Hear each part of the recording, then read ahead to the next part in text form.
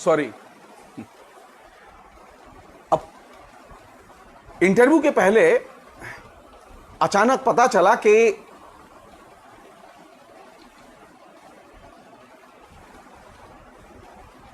यहां इंटरव्यू लेने के लिए सावित्री चंद शोभा जाएंगी, और सावित्री चंद शोभा जब जाएंगी तो समझ में नहीं आया कि अब क्या किया जाए, क्योंकि सावित्री चंद शोभा जब जवाहरलाल नेहरू विश्वविद्यालय में हेड थी तो उनके खिलाफ में बहुत तेज आंदोलन किए थे। सावित्री चंद शोभा बहुत नाराज थी। मैं उनके बारे में जिक्र कर चुका हूं।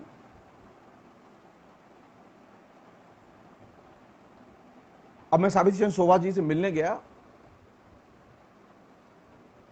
उनकी मैंने भूरी भूरी प्रशंसा की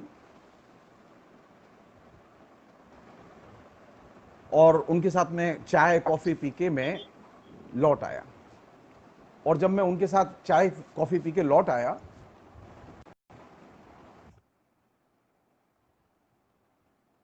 मुझे मालूम नहीं था कि उसका क्या असर होगा।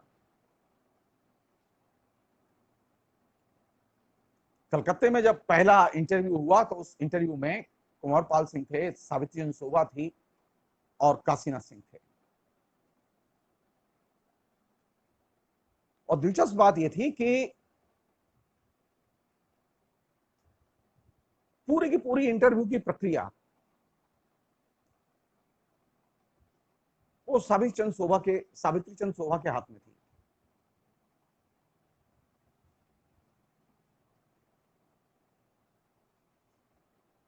वहां जब गया तो मालूम पड़ा कि वहां अलग ही पेज चल रहा है।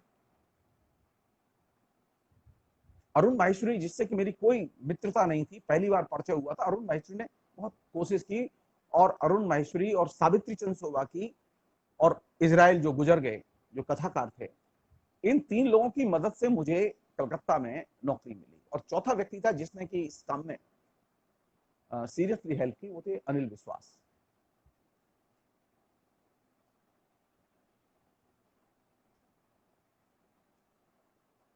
कोई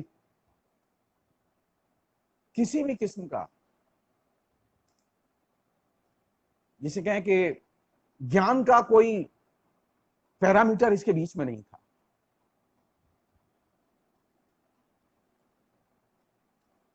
तो मैं जो पहली चीज आपसे शेयर करना चाहता हूं वो ये कि इतनी पूरी जो मैंने कहानी कही, इसका एक निचोड़ ये कि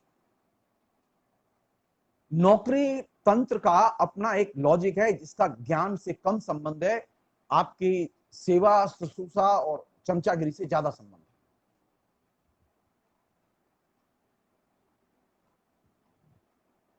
अब मुझे जब वहां नौकरी मिल गई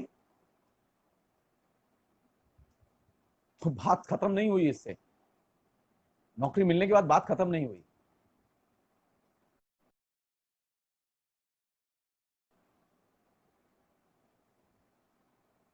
और उसके बाद जो चीज नजर आई वो और भी भयावह थी।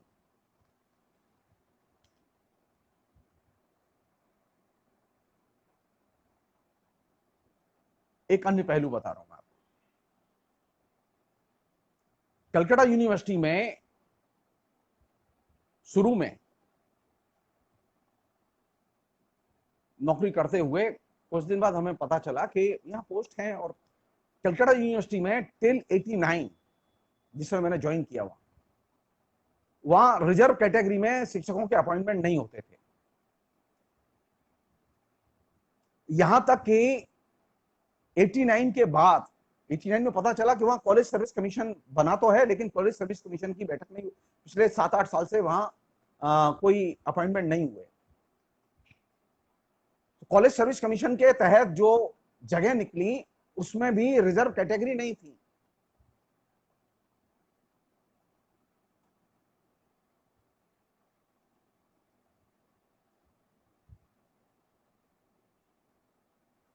अब यहां से एक दूसरा संकट शुरू हुआ। यह संकट बताना इसलिए जरूरी है कि कलकत्ता यूनिवर्सिटी में पहली बार रिजर्व कैटेगरी में, SC ST कैटेगरी में,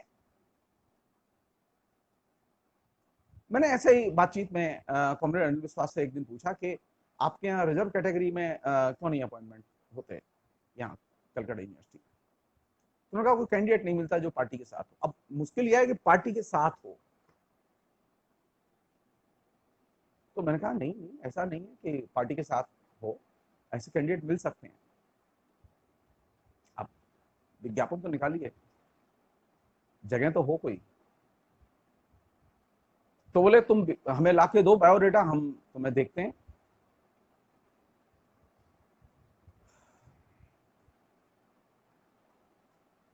तो एक हमारा परिचित था जो पार्टी कॉमरेड था, प्रतिभाशाली था, ज्योग्राफी में था, उसने अप्लाई किया, उससे कहा हमने, वो उसने अप्लाई किया, उसने इंटरव्यू दिया, पहली बार उसका अपॉइंटमेंट हुआ SC ST कैटेगरी में।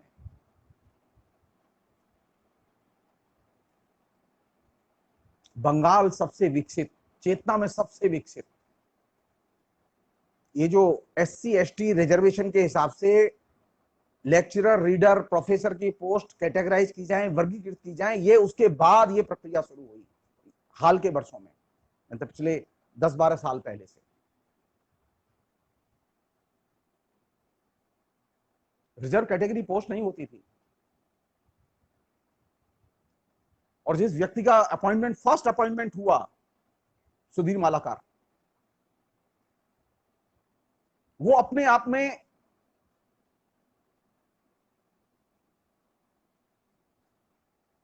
आप में सबसे इंपॉर्टेंट चीज थी हमारे लिए।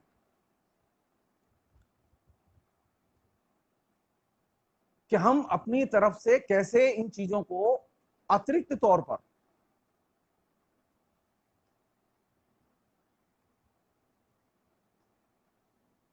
आगे बढ़ाएं। सामान्य तौर पर यह धारणा थी लोगों की कि शिक्षा में जो अपॉइंटमेंट होते हैं, उस अपॉइंटमेंट का सबसे बड़ा आधार क्या है? वो नॉलेज है। लेकिन एक नया फिनोमेना दिखाई दे रहा था जो कि इस बीच में विकसित हुआ, वो ये कि ये जो शिक्षक था, इस शिक्षक ने अब छात्र के या छात्रा के अभिभावक बनने का भी जिम्मा अपने ऊपर ले लिया। जिसे हम लोग चमचागिरी कहते हैं, वो चमचागिरी ना कह के अगर आप ये कहें तो ज्यादा सोबर होगा कि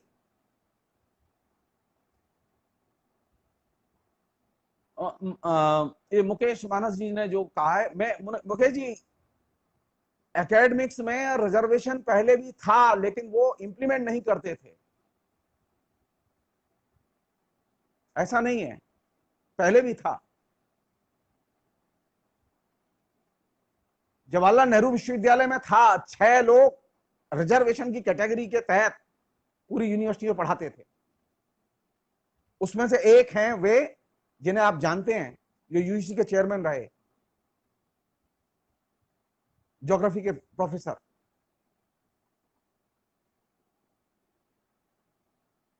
रिजर्वेशन की कैटेगरी थी, ऐसा नहीं कि कैटेगरी नहीं थी। मनमानापन था उसमें, क्योंकि ये कॉन्करेंट लिस्ट में ना, तो बहुत सारी चीजें आप लागू करेंगे कि नहीं लागू करेंगे, ये मनमानापन चल रहा था राज्य सरकारों का। अब असल दिक्कत कहां है और कैसे है, मैं इसके एक दो पहलुओं की चर्चा जरूर करना चाहता हूं, जो कि मेरे अपने मतलब जिसे कहें कि जीवनानुभव का हिस्सा है। वो ये कि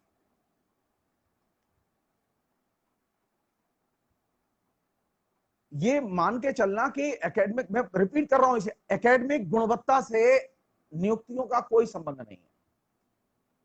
वो चाहे जवाहरलाल नेहरू विश्वविद्यालय हो, चाहे वो कलकत्ता यूनिवर्सिटी हो, चाहे वो भागलपुर यूनिवर्सिटी हो, चाहे वो नॉर्थ ईस्ट की कोई यूनिवर्सिटी हो, कहीं पर भी हो।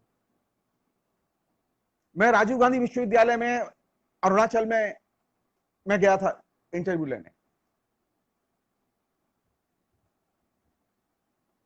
मैं जिस समय एयरपोर्ट पर उतरा और वो 25 सीटर छोटा सा हवाई जहाज से हम लोग उतरे थे, गुवाहाटी से गया था मैं, वाइस चांसलर उसी फ्लाइट में था।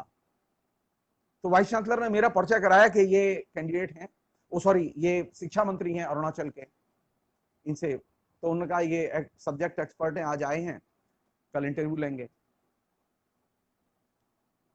एयरपोर्ट पर जस्ट हवाई जहाज से सीढ़ी उतरते ही शिक्षा मंत्री ने हाथ मिलाते ही कहा कि मेरी भतीजी है, प्लीज उसका अपॉइंटमेंट कर दीजिएगा। मैंने हंस के कहा कि गलत जगह आपने कह दिया है। मैं राजीव गांधी यूनिवर्सिटी में सब्जेक्ट एक्सपर्ट था, मेरे अलावा और भी लोग थे। मैं अड़ गया इस बात पर कि मैं उसकी भतीजी का नहीं करूंगा, चाहे कुछ भी हो। वाइस चांसलर से मैंने साफ कहा कि इसका परिणाम तुम्हें भोगना होगा, तुम जानो।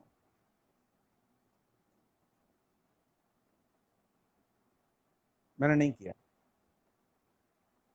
और अरुणाचल यूनिवर्सिटी के और राजीव गांधी यूनिवर्सिटी के एकेडमिक काउंसिल की मीटिंग में बाकायदा उस मंत्री के लोगों ने वाइस चांसलर के सामने वो लिफाफा सिलेक्शन कमेटी का फाड़ दिया और वाइस चांसलर की जम के पिटाई की। कपिल सिब्बल उस समय शिक्षा मंत्री हुआ करते थे, और जिस समय वाइस चांसलर की पिटाई हुई उस रात वाइस चांसलर ने फोन करके कहा, जगदीश्वर जी आपकी बात सही साबित हुई कि ये मारेंगे आपको, और इन्होंने आज पिटाई मुझे और मेरे बहुत चोट आई है। तो मैंने कहा बधाई है। 9 महीने तक उन्होंने वाइस चांसलर को अरुणाचल में काम नहीं करने दिया, वो उसे दिल्ली रह के काम करना पड़ा, उसका 9 महीने कार्यकाल बाकी था।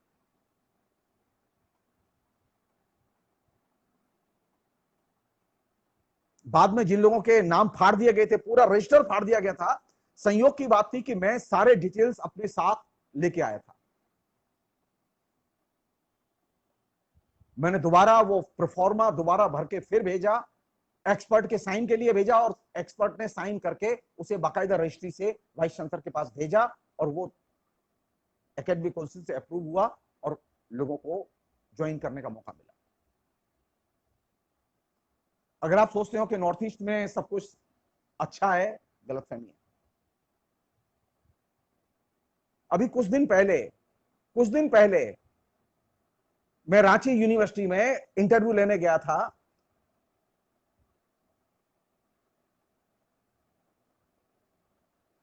तो इंटरव्यू खत्म होने के बाद में वाइस चांसलर ने कहा कि आप मेरे घर चलिए।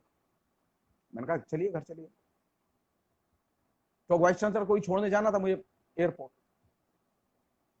तो मैं उनके घर गया, उन्होंने खीर खिलाई। खीर खिलाने के बाद उन्होंने पूछा मुझसे कि अच्छा मुझे ये बताइए कि आप मुझे सवाल पूछे कि मैंने आपको बुलाया कैसे, क्यों। तो मैंने कहा बेकार है ये सवाल, आपने बुलाया, हमने अपनी मजदूरी की, अपने 1,500 रुपए रोज मिलने थे, वो 1,500 रुपए की 3 दिन में मजदूरी मिली अपनी, अब हम घर चले अब मजदूर की तरह। उन्हें नहीं पूछी, आप एक बार ये सवाल जरूर पूछिए जगदीश। तो मैंने पूछा अच्छा बताइए आपने बुलाया क्या, क्योंकि उस यूनिवर्सिटी में आरएसएस का दबदबा, प्रभुत्व, आरएसएस के लोगों ने खूब विरोध किया है जब उन्हें पता चला जगदीश्वर चतुर्वेदी सिलेक्शन कमेटी में एक्सपर्ट है। मैंने किसी दबाव के सामने सरेंडर नहीं किया। वाइस चांसलर ने भी हेल्प की। तो वाइस चांसलर से ने पूछा कि आप मुझे पूछिए कि मैंने बुलाया क्यों। तो मैंने कहा अच्छा बताइए आपने बुलाया क्यों।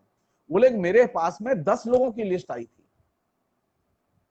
उनमें से मुझे एक को चुनना था। तो मैंने देखा कि 10 लोगों में व्यक्ति है जगदीश्वर चतुर्वेदी जो ब्राह्मण है, मैंने इस नाते आपको बुलाया था। अब आप सोचिए, यूनिवर्सिटी का वाइस चांसलर मुझसे कह रहा है कि मुझे किस आधार पर बुलाया गया, क्योंकि मैं ब्राह्मण हूं। बोले कि दुख की बात यह है कि आप ब्राह्मण नहीं निकले, आप मार्क्सवादी निकले, आप जेएनयू वाले निकले, आप वहां स्टूडेंट्स यूनियन के प्रेसिडेंट थे ये निकले, जो कि यहाँ सब माइनस क्वालिफिकेशन है ये सारी, और इसने बड़ी परेशानी की। मैंने आपको ब्राह्मण की बता रहा हूँ, 3-4 साल पहले ही घटना है।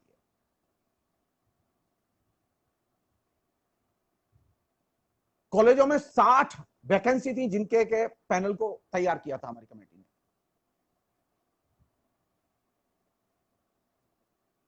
उस मीटिंग की एक मजेदार घटना बता रहा हूं। एक कैंडिडेट आई जिसकी उम्र थी 50 साल। मैंने पूछा उससे कि आपको कब पता चला कि आप लेक्चरर हो सकती हैं,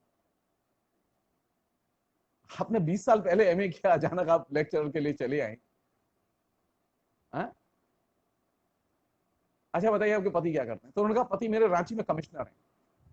मैं समझ गया तो मैंने कहा पढ़ाने तो जाएंगी नहीं, आप जब एक बार आपका अपॉइंटमेंट हो जाएगा तो ये जो वाइस चांसलर रजिस्ट्रार बैठे हैं ये आपके घर जो है वो तनख्वाह पहुंचाने का काम करेंगे, आप पढ़ाने नहीं जाएंगे। तो मैंने कहा बेहतर यह है कि अपना बैग उठाइए और जाइए बाहर।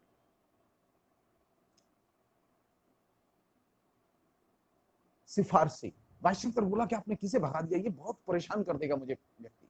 मैंने कहा आप चिंता मत करिए, कोई परेशान नहीं करेगा, परेशान करे तो आप बोलिएगा, हमारा ही नाम लीजिएगा, हमने तो भगाया, आप क्यों चिंतित हो रहे हैं।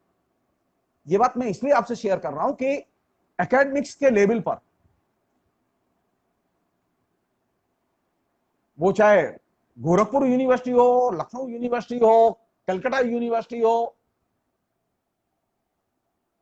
अकादमिक गुणवत्ता के आधार पर कोई वाइस चांसलर बात करने के लिए तैयार नहीं है।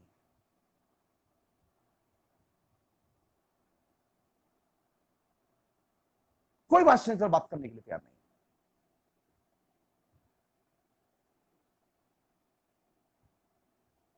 क्या करेंगे हम लोग, इसलिए मैंने कहा कि एक मतलब प्रॉब्लम है। पिछली बार जब न्यू एजुकेशन पॉलिसी का ड्राफ्ट 84 में, जब न्यू एजुकेशन पॉलिसी जो जारी की गई थी 86 में, जो जिसे लागू किया गया, पीएन श्रीवास्तव की नेतृत्व में जो कमेटी बनी थी, उसका ड्राफ्ट यानी एक खंड, उस पॉलिसी का एक खंड ऐसा था जिसमें कि एकेडमिक्स में जो करप्शन है, एकेडमिक्स में जो अनियमितताएं, उससे भरा हुआ था। ये हमारे देश का दुर्भाग्य है कि हमारे देश में यूनिवर्सिटी के शिक्षकों के पे स्केल तो डिस्कस किए जाते हैं, अब तो पे स्केल भी गया काम से, पूछा ही नहीं। कोरोना काल में जो शिक्षक सेंट्रल यूनिवर्सिटी में आते हैं उनसे पूछा ही नहीं कि केंद्र सरकार आपका क्या क्या काट रही है, आपसे क्या क्या ले रही है, आप राजी भी हैं कि नहीं है, आप कम से कम अपनी कंसेंट तो दे दीजिए।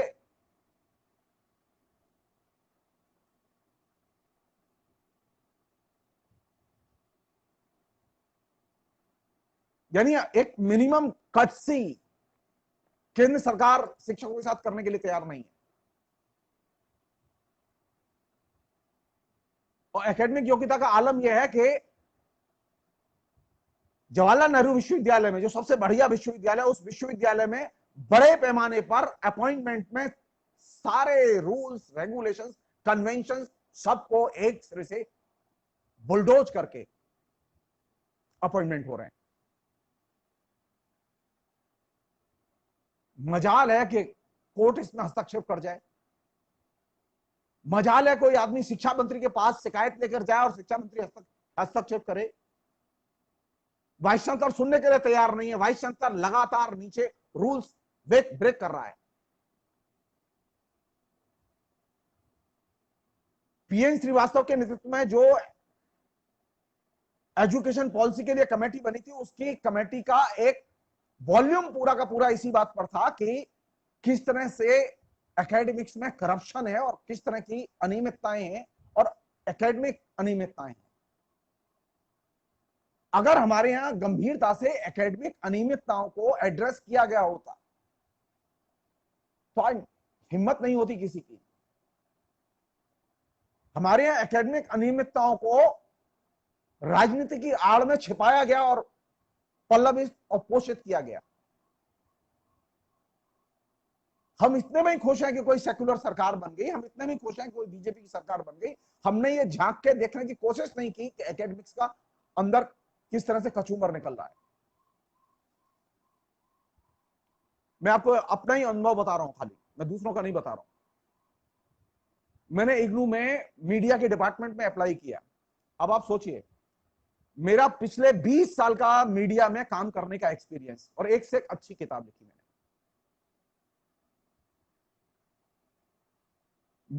मैं प्रोफेसर, लेकिन मेरा फॉर्म रिजेक्ट कर दिया गया सिर्फ इस ग्राउंड पर क्योंकि मेरे पास में मीडिया का कोई डिप्लोमा नहीं था। मैंने कुरुक्षेत्र यूनिवर्सिटी में अप्लाई किया, उस समय प्रोफेसर था। वहां हिंदी डिपार्टमेंट के लोगों ने मेरा बायोडाटा देखने के बाद, फॉर्म देखने के बाद उसे रिजेक्ट कर दिया। अब कर लीजिए बहस।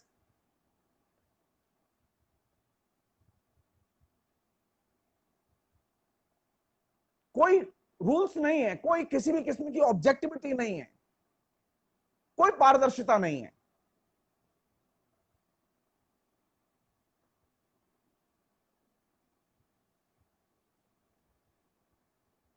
दिल्ली विश्वविद्यालय में एक व्यक्ति को, जिसका मात्र 3 साल का टीचिंग एक्सपीरियंस था, उसे एक्स्ट्रा ऑर्डिनरी मान के बुला लिया गया, उसका इंटरव्यू लिया गया, उसे प्रोफेसर पोस्ट पर स्थापित किया गया। वह किसी भी सब्जेक्ट में, किसी भी विषय में एक्सपर्ट नहीं था, कोई उसकी बेहतर किताब नहीं थी। मैं फिर रिपीट कर रहा हूं इस बात को, सेंट्रल यूनिवर्सिटी से लेकर स्टेट यूनिवर्सिटी तक बड़े स्केल पर शिक्षा में जो धांधली है, उस धांधली का कोई अंत नहीं है, कोई अंत नहीं है।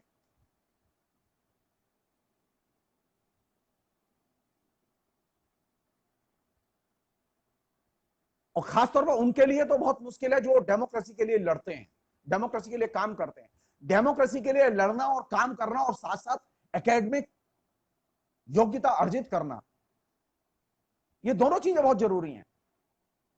हमारे यहां ऐसे भी डेमोक्रेसी के लिए काम करने वाले लोग हैं जो कि एकेडमिक योग्यता में एकदम पुअर हैं, लेकिन वो एक चमचागिरी का जो नुस्खा है उसे वो जानते हैं। तो कुछ लोगों को ये मान लिया गया कि ये क्रांति के लिए बने, और ये अगर दिल्ली विश्वविद्यालय में जा रहे हैं और इनका अपॉइंटमेंट हो रहा है तो क्रांति की सेवा के लिए अपॉइंटमेंट हो रहा है। आज वो कहीं क्रांति के लिए नहीं है, कहीं क्रांति के काम में लगे हुए नहीं है।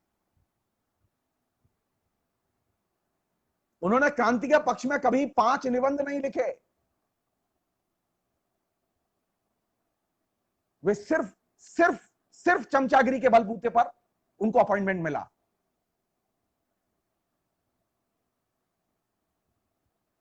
क्यों मैं ये बात रिपीटेडली कह रहा हूं? क्योंकि आपने जो हमारे यहां जो प्रगतिशील लोग हैं, जो रिएक्शनरी लोग हैं, इन सब ने मिलके जो एकेडमिक्स का जो माहौल खराब किया है। विद्यार्थी तो उसी को देखता है, विद्यार्थी और किसी चीज को नहीं देखता। मैं अपना एक बिटर एक्सपीरियंस बता रहा हूं आपको। मैं कलकत्ते में था, मैं सबसे अनुभवी, सबसे सीनियर। ममता की जब सरकार आई तो पहली बार एक दुर्घटना घटी, दुर्घटना ही कहूंगा मैं, कि मुझे अचानक कॉलेज सर्विस कमीशन में एक्सपर्ट के तौर पर मेरा नाम वाइस चांसलर ने रेफर किया और मुझे कांटेक्ट किया गया, मैंने हाँ कर दी। अब लोगों को पता चला, अब लोग एक्टिव हो गए और वाइस चांसलर पर जाके दबाव डाला कि आपने जगदीश्वर का नाम रेफर कैसे किया। मैं सबसे सीनियर प्रोफेसर। बात यहीं तक नहीं रुकी, इस मुहिम को लीड कर रहे थे एक प्रोफेसर जो मेरे डिपार्टमेंट के थे, जो कि रिटायरमेंट के फेज में चल रहे थे, रिटायर होने वाले थे। वो बाकायदा ममता की हायर एजुकेशन काउंसिल के चेयरमैन से मिले, उनको एक लिखित में 14 पन्ने का मेमोरेंडम दिया।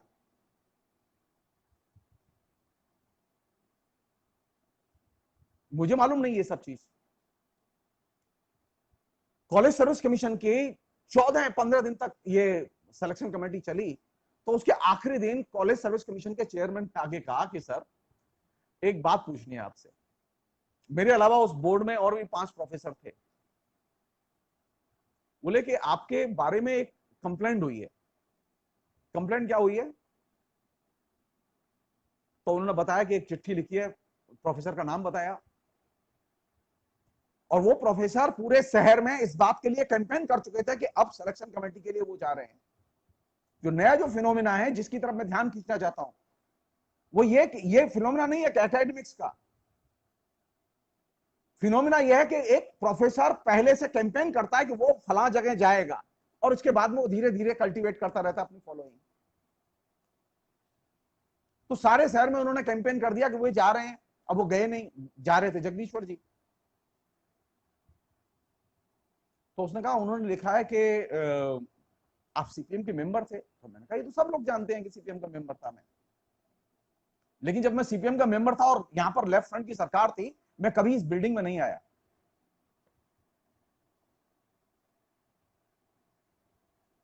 अब ये सीपीएम की सरकार नहीं है तभी मैं आया हूं, मैं सीपीएम की सरकार थी तो मैं नहीं आया।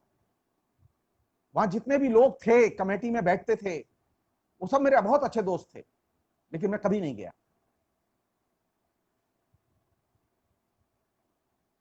मैंने कभी किसी भी ऐसी गतिविधि में भाग नहीं लिया जहां की मुश्किल खड़ी हो।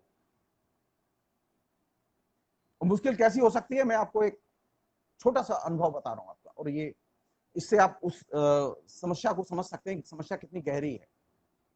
मैं नया ही नया, मैंने 89 में मैंने नया ही नया ज्वाइन किया कलकत्ता यूनिवर्सिटी। उसके 5-6 महीने बाद ही रजिस्ट्रार ने एक दिन मेरे पास एक चिट्ठी भेजी कि तृतीय श्रेणी और चतुर्थ श्रेणी के कर्मचारियों का अपॉइंटमेंट होने हैं, करीब 150 लोगों की भर्ती होनी है, तो उनका पेपर आपको सेट करना है, इंटरव्यू आपको लेना है, कॉपियां आपको देखनी है, आपको बैठना है।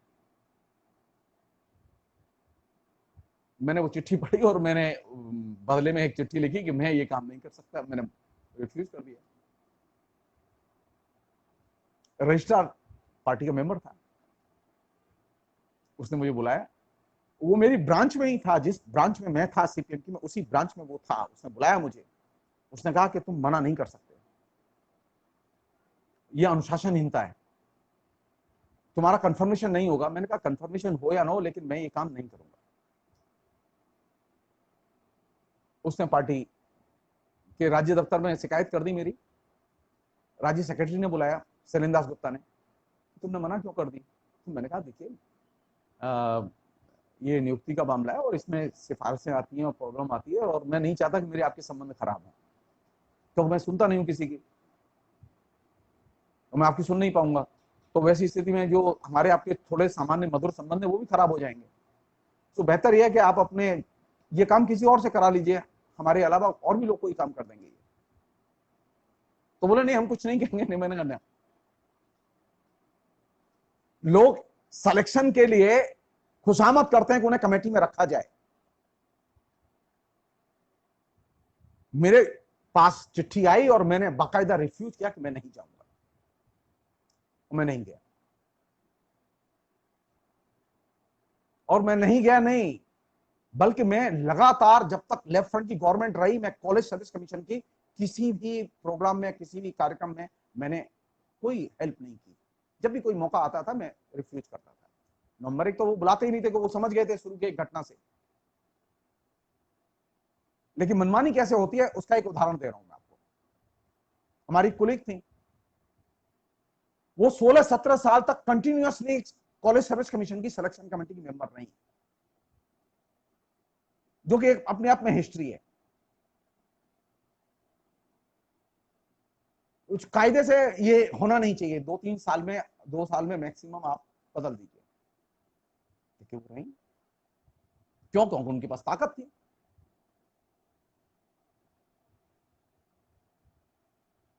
तो अगर आपके पास में सत्ता का संरक्षण है, सत्ता से जुड़े हुए हैं, तो आपको नीचे कोई भी सवाल करने वाला नहीं है, कोई सवाल करने वाला नहीं। और इसमें पूरे क्रम में होता यह था कि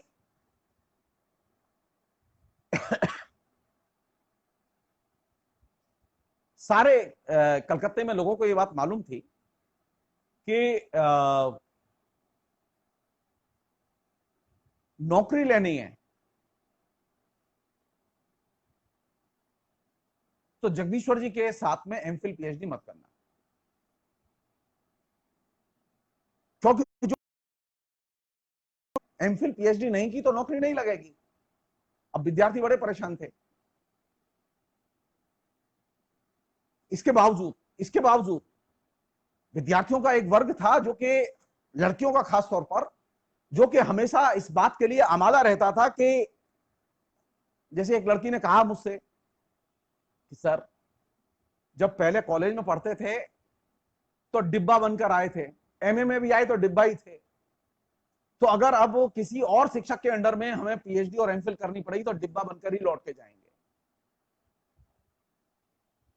तो ऐसी जिद्दी लड़कियां भी थीं और लड़के भी थे जो जिद करके आते थे कि नौकरी मिले या ना मिले, लेकिन हम रिसर्च उन्हीं के साथ करेंगे। लेकिन मैं सबसे बेकार व्यक्ति था क्योंकि मेरे पास नौकरी नहीं थी, मैं नौकरी नहीं दिला सकता था। सो नया फिनोमेना जो विकसित हुआ, जो कि अभी बहुत स्ट्रांग है, सबसे अच्छा शिक्षक वह नहीं जिसके पास नॉलेज है, सबसे अच्छा शिक्षक वह जो नौकरी दिला सके। सो हमारे यहां जो नौकरी दिलाने में सक्षम लोग थे, जो कि ज्ञान में एकदम अक्षम थे, अपाहिज थे, दिव्यांग कहना ज्यादा अच्छा होगा, लेकिन उनके पास नौकरियां थी। तो नया पैमाना कौन सा इमर्ज करके आया कि अच्छा शिक्षक कौन? अच्छा शिक्षक वह जो कि नौकरी दिला सके। हमने ये पढ़ा था अच्छा शिक्षक वह जिसके पास ज्ञान हो, वो ज्ञान दे सके, लोगों को सचेत बना सके। लेकिन यहां तो एक नई चीज दिखाई दे रही थी,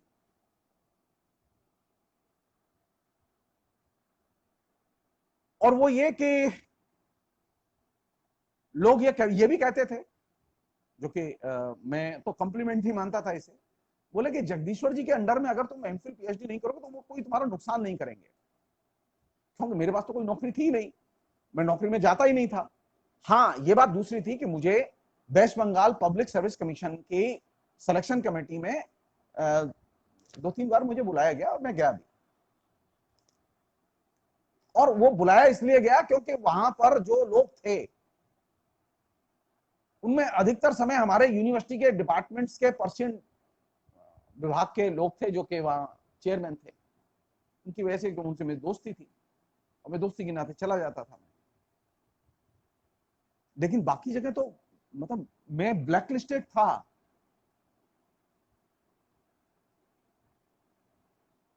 कैसे काम करती है संस्कृति, अपॉइंटमेंट की संस्कृति, मैं एक नमूना बताना चाहता हूं बस खाली, और बहुत इंपॉर्टेंट नमूना है वो इसलिए कि हमारे यहाँ जो बहुत सारे लोग हैं जो शिक्षक हैं, उनके अंदर एक और प्रॉब्लम है जो कि मैंने नोटिस की है, मैं उसे ऑन द रिकॉर्ड लाना चाहता हूं। वो ये कि एक शिक्षक के नाते हम छात्र छात्राओं से सुविधा चाहते हैं। हम एक शिक्षक के नाते हम छात्र छात्राओं की कंटिजेंसी का पैसा खाना चाहते हैं। हम एक शिक्षक के नाते अपने तमाम किस्म के जो साहित्यिक उपक्रम होते हैं, सेमिनार्स वगैरह होते हैं, उसके लिए हम चाहते हैं कि हमारे छात्र छात्राएं स्पॉन्सरशिप दें। और ये बीमारी बड़े स्केल पर, बड़े स्केल पर।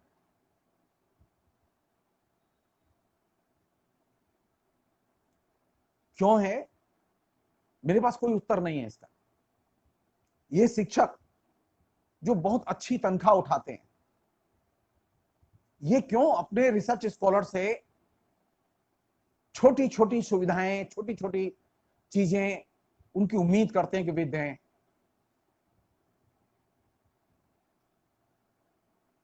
बिना इसके भी तो रहा जा सकता है।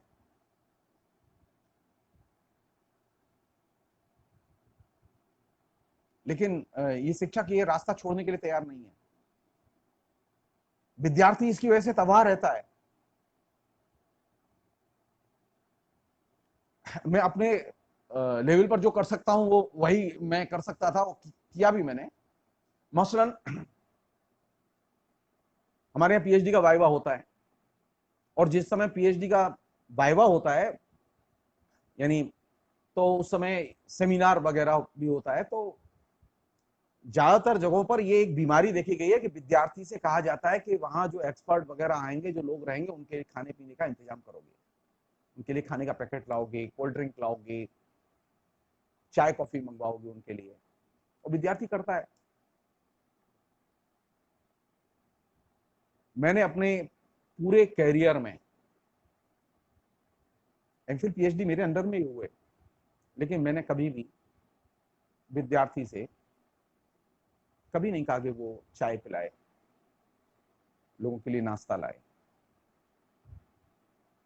और जब ये बात मैंने एक बार अपने विभाग में कही कि आप लोग ऐसा ना करें, तो मेरे कोलीग नाराज हो गए। उन्होंने कहा कि ये तो अपने तो पेट पे लात मारता ही, हमारे भी पेट पे लात मार रहा है।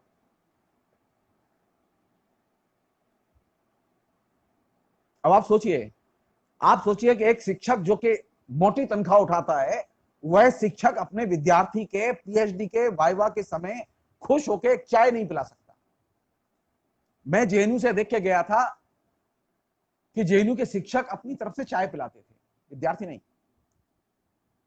इधर मुझे नहीं मालूम, लेकिन मैंने पीएचडी की, मैंने एमफिल किया, मेरे दोनों वाइवा हुए, एमफिल का भी वाइवा हुआ, पीएचडी का भी हुआ, और मेरे एक्सपर्ट ने, यानी जो केदार जी थे, केदार जी ने सबको चाय पिलाई। और एक दो लोग नहीं थे, पूरा डिपार्टमेंट था। 50-60 लोगों ने हर बार चाय कॉफी पी। जो खर्चा हुआ वो सब केदार जी का। तो मैं उस कल्चर को देख के गया था, लेकिन वहां देखा तो एक मामला ही दूसरा था। तो विद्यार्थी जिस समय वाइवा के लिए आता था, तो वाइवा के लिए पीएचडी तो लाता ही था, लेकिन साथ साथ एक एक दो दो झोले में भर के वो खाने पीने का सामान भी लेके आता था। और ये कल्चर मोरलेस सभी विश्वविद्यालयों में। सिर्फ एक उदाहरण बता रहा हूं। मैं एक वाइवा लेने के लिए मैं पटना यूनिवर्सिटी गया। मैं नाम नहीं लूंगा किस शिक्षक के लिए मैं गया।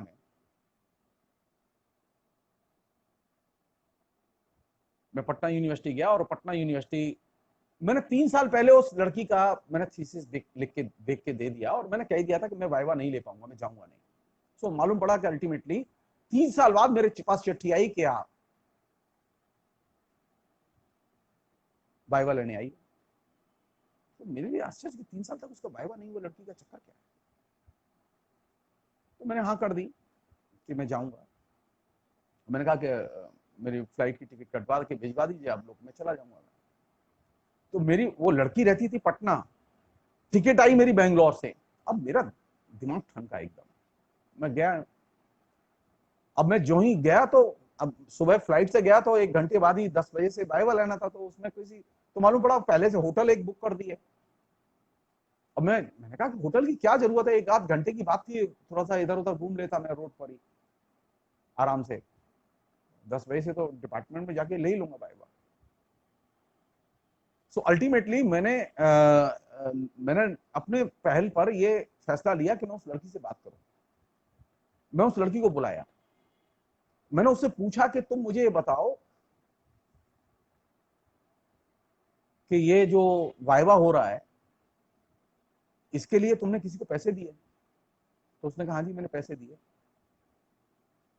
और बोले पैसे देने के बाद में उन्होंने कहा कि वो तो खर्च हो गए, अब तुम टिकट कटवा दो उनकी। तो मेरे भाई ने टिकट कटवा के बेंगलोर से भेजी है। मेरे अंदर बहुत गुस्सा अंदर से। मुझे उस वाइवा के सिर्फ 750 रुपए मिलने थे, लेकिन उस लड़की से कई हजार रुपए, करीब 28-29 हजार रुपए उससे वसूल कर दिए थे। मैंने अपना बिल बनाया, और बिल बना के और बाकी चीजों के मैंने ऑथराइज किया कि इसका पेमेंट इस लड़की को दे दिया जाए। उसका जो गाइड था, वो गाइड सिलेक्शन कमेटी में वो वाइवा के समय बैठा हुआ, वो कह रहा था कि आप इस लड़की को ऑथराइज मत कीजिए, ऑथराइज मुझे कीजिए। तो मैंने उसे डांटा।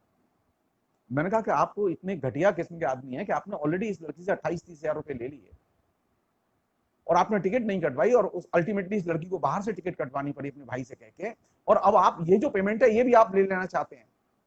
मैंने कहा ये नहीं होगा, आप ज्यादा बदमाशी करेंगे तो मैं आपकी वाइस चांसलर से शिकायत कर दूंगा। इसके बाद वो थोड़े से थमे। मैंने कान पकड़ लिए कि मैं अब वाइवा लेने बाहर नहीं जाऊंगा, चाहे कुछ भी हो।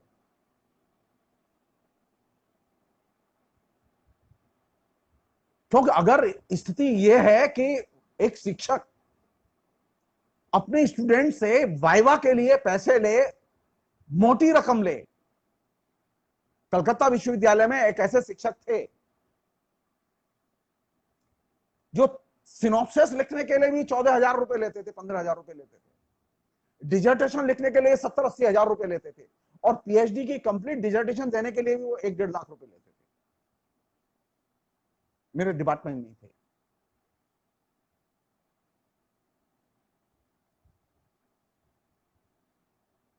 तो शिक्षकों में ये बीमारी तो है पैसा खाने की, शिक्षकों में ये बीमारी तो है इस तरह के नीतिहीन ढंग से काम करने की। तो शिक्षक दिवस पर हम लोग क्या सोचें, वो विद्यार्थी क्या सोचेंगे जो कि बेरोजगार हैं, जो कि नौकरी के लिए छटपटा रहे हैं, और अब तो नौकरियां और भी दूर दूर तक दुर्लभ हैं। अभी स्थिति है कि विश्वविद्यालय कॉलेज स्तर पर कुल मिला के तकरीबन 55% से ऊपर पोस्ट खाली पड़ी हैं। केंद्र सरकार ने अब केंद्रीय एक कमीशन बनाने का निर्णय ले लिया है कि अब केंद्रीकृत ढंग से अपॉइंटमेंट होंगे। अब आप समझिएगा, अब केंद्रीकृत ढंग से ये सब भ्रष्टाचार होगा। और भ्रष्टाचार कैसा होगा?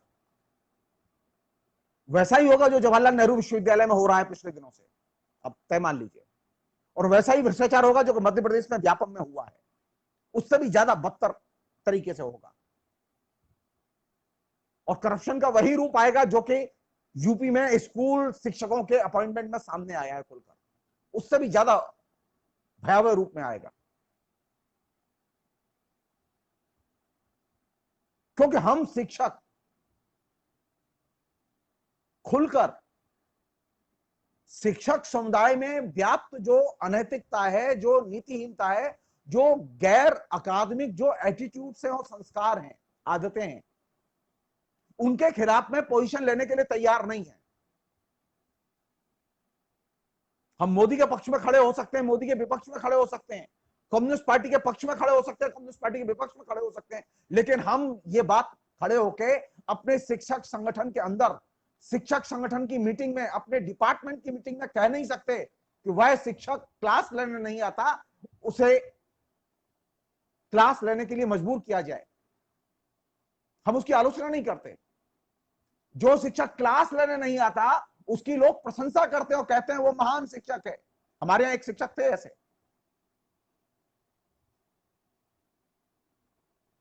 जो साल में मुश्किल से 10 दिन क्लास लेते थे, लेकिन वो महान शिक्षक थे क्योंकि उनके पास नौकरी थी और सरकार थी।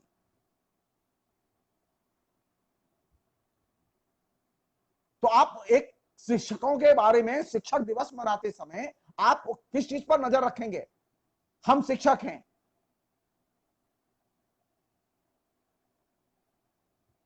आप जब प्रैक्टिस में सबसे ज्यादा अनैतिक कार्य करेंगे, सारे रूल्स ब्रेक करेंगे, सारे नैतिकता के मानदंड ब्रेक करेंगे, सारे एकेडमिक्स के मानदंड ब्रेक करेंगे,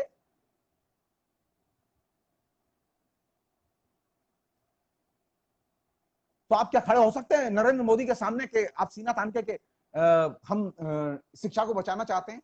शिक्षा को बचाने के लिए सिर्फ संगठन नहीं, बल्कि एक वैल्यूज, मूल्य भी चाहिए।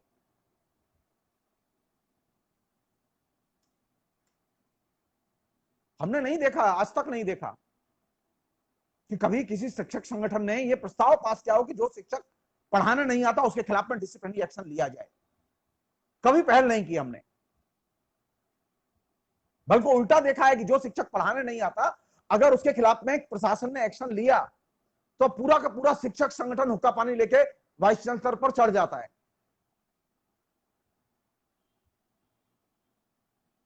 तो जरूरत किस बात की है? सरकार से लड़ने के लिए पहले जरूरी है कि आप अंदर लड़ें।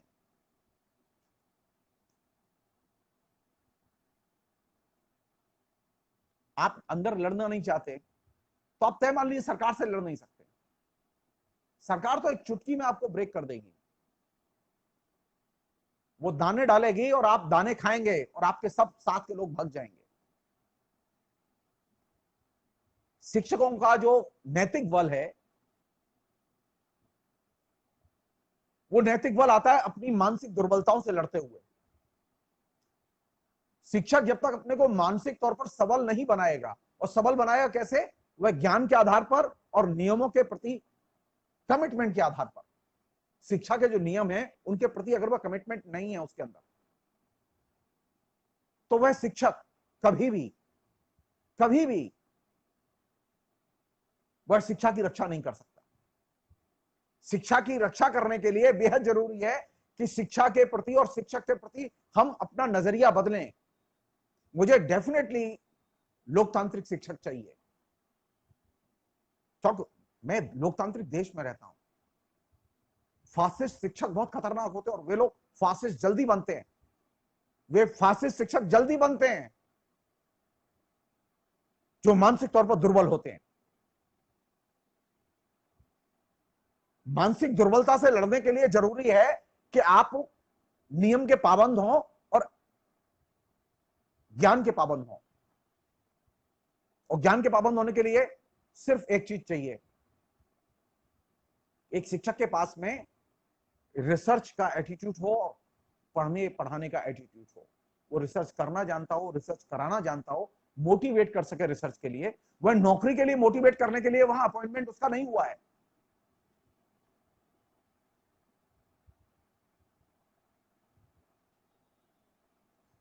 मैं बहुत ही विनम्रता से इस बात को कहना चाहता हूं कि हमारे जो बहुत सारे लोग जो कि बार बार एक चीज कहते हैं, वे तो एकेडमिक्स को पसंद करते हैं, वो सारे लोग झूठ बोलते हैं। अगर वो एकेडमिक्स को पसंद करते हैं तो जब वे कुर्सी पर बैठते हैं तो पता करो उन्होंने कितने अच्छे लोगों को और अच्छे एकेडमिक्स से संपन्न लोगों को नौकरी दी। महान नंबर सिंह उनसे अच्छा शिक्षक नहीं कोई, लेकिन सबसे ज्यादा करप्ट और सबसे ज्यादा मूल्यहीन।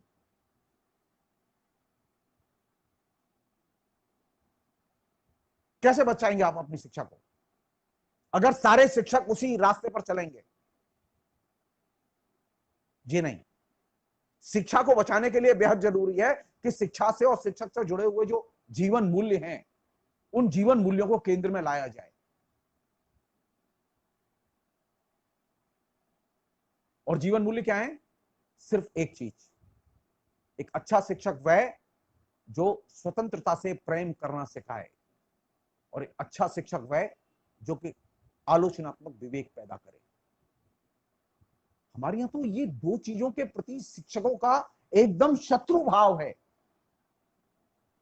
हमारे यहां शिक्षक इस बात को पसंद नहीं करते कि विद्यार्थियों में स्वतंत्रता बोध पैदा हो और विद्यार्थी स्वतंत्र रूप से सोचें और स्वतंत्र रूप से अपने निर्णय लें। हम तो चाहते हैं कि विद्यार्थी स्वतंत्रता के बारे में सोचना बंद कर दे और मैं जैसे कहूं वैसे करे। ये नहीं। अगर आपको शिक्षा को बचाना और शिक्षक को बचाना है तो स्वतंत्रता के मूल्य की, स्वतंत्रता के संस्कार की हर हालत में रक्षा करनी होगी। और इस रक्षा के क्रम में सिर्फ एक चीज, वो ये कि एक अच्छा शिक्षक अपने विद्यार्थी में पठन पाठन के जरिए क्रिटिकल अप्रोच पैदा करे। अभी स्थिति है कि शिक्षक के सामने विद्यार्थी क्रिटिकली बोलने के लिए तैयार नहीं होता। अगर बोल दे तो उसके बाद में शिक्षक उसकी धुलाई कर देता है, उसको नौकरी से वंचित कर देता है, उसको तरह तरह से उत्पीड़ित करता है। और ये जो चीज है ये कंटिन्यूअसली एकेडमिक्स में बढ़ रही है, घट नहीं रही है। तो शिक्षक दिवस पर जो बेहतर चीज हो सकती है वो क्या? स्वतंत्रता के मूल्य का विकास किया जाए, उसे हर हालत में प्रिजर्व किया जाए। और स्वतंत्रता के मूल्य के विकास का मतलब यह है कि शिक्षक और छात्र का संबंध हो, ये अभिभावक वाला संबंध नहीं होना चाहिए। शिक्षक अभिभावक नहीं है विद्यार्थी का। विद्यार्थी अपने पैरों पर खड़ा हो, अपने तरीके से संघर्ष करे। शिक्षक का काम नौकरी दिलाना नहीं है। शिक्षक जिस दिन नौकरी दिलाने के काम में लग गया उस दिन से उसने दलाली शुरू कर दी। अब वो शिक्षक नहीं रहा, वो दलाल हो गया। तो जो लोग शिक्षा में नौकरी दिलाने का काम करते रहे वे शिक्षा के दलाल हैं, वे प्रोफेसर नहीं है। प्रोफेसर का काम दलाली करना नहीं है। दलाल शब्द सुनने में खराब लगता है, शिक्षक के लिए अनुपयुक्त लगता है, लेकिन दलाल तो है।